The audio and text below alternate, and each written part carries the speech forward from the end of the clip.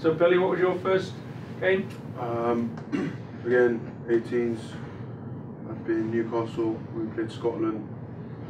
I remember that day because it was my first game, and obviously stood next to my brother in national anthem.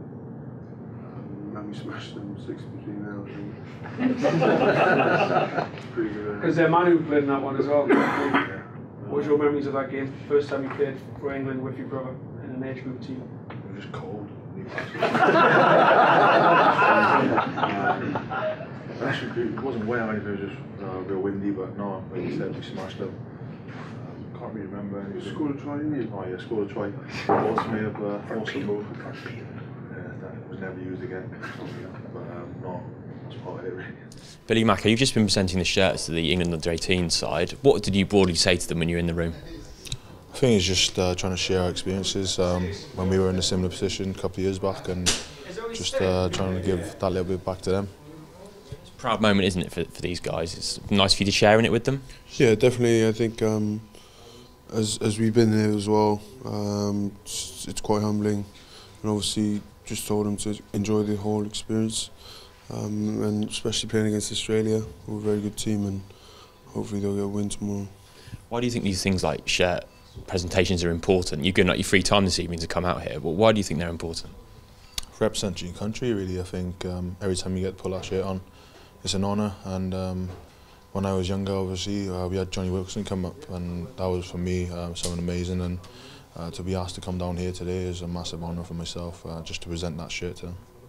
You're now, of course, fixtures in the senior team, but it wasn't so long ago you were like those guys in there about to play for the 18s. What was special about playing for England when you were 17 or 18 years old?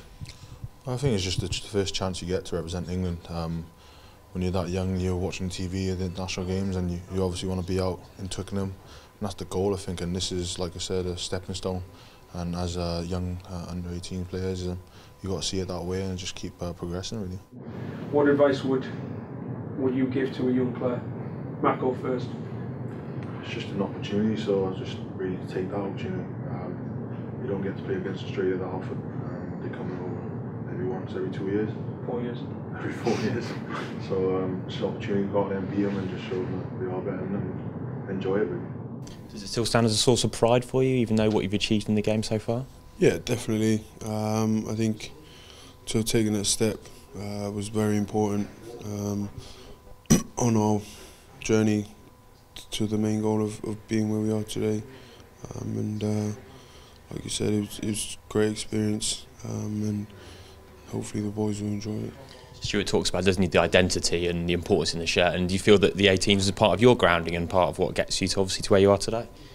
Yeah, definitely. Like I said, it was a stepping stone, and a lot of what I have today really is down to the coaches I had back then and the players I played with. So it's part of learning really as a young player, and it's part of the process. But no, I think it's key that we keep everything from the senior team down to the 16s very uniform, and that means playing the same way, and then having our players from the senior team come down and just help out as we can. Clearly they've got positional stuff, and they have positional responsibilities. The set piece, the control at the base, the scrum and all that sort of stuff. But what's always been their differential is their generic skills. Okay, their kick, pass, run, possibly not as much kick. Certainly pass, run, tackle, all of that sort of stuff is as good as anybody in the world. Okay, so their bread and butter stuff is good, and it's certainly, it's really good, but their other stuff, the more generic stuff, and Wig mentioned it again, certainly for English forwards especially, but also backs, it's a key that we just need well-skilled, good skilled players, and that's what these two have in abundance. They're unbelievably skilled. They're right up there. They're in the class of Boyce in terms of ball in hand and stuff. They're right up there with you, Boyce. Not quite as good, but they're right up there with you. Thank you very much. I'm sure we want to show our appreciation to the lads for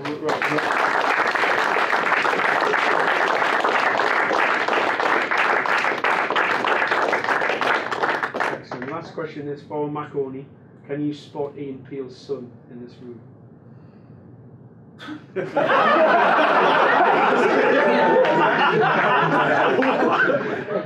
not his son. No, it just looks like it.